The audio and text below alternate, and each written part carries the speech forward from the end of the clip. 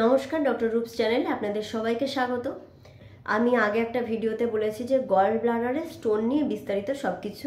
আজকের ভিডিওতে আলোচনা করব যে গল ব্লাডারে স্টোন থাকলে কি লাইফস্টাইল খাওয়া দাওয়া মেনটেন করতে হবে বা কি খাওয়া দাওয়া করলে এই গল ব্লাডার স্টোনটা হবে না। আপনার জন্য কী কী খাবার খেলে এটা গল ব্লাডার স্টোনটা না হওয়ার চান্সটা অনেকটা বেশি।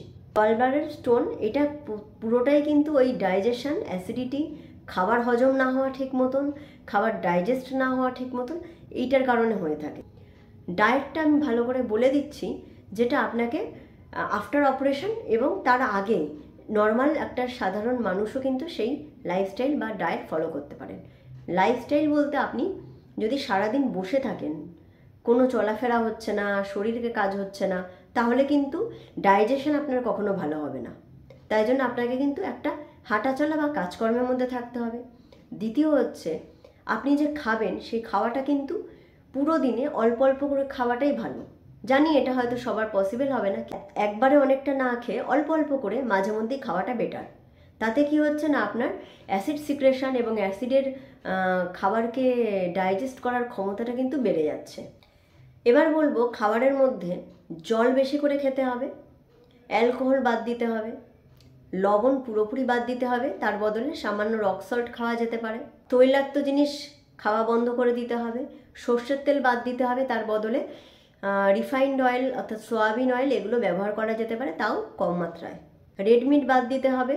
দুধ খেলে রাতে না খাওয়াই ভালো, কারণ দুধ খেলে অনেকেরই কিন্তু ডাইজেশনের সমস্যা হয়।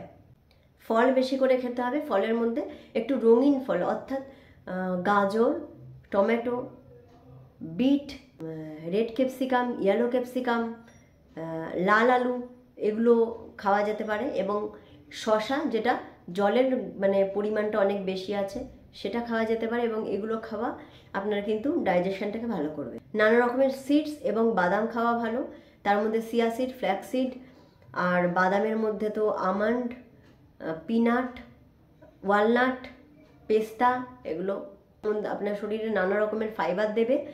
এবং প্রোটিন খাওয়া যেতে পারে। প্রোটিনের মধ্যে সোয়াবিন, পনির এগুলো অল্প অল্প মাত্রায় খাওয়া ভালো। চিকেন আপনি খেতে পারেন।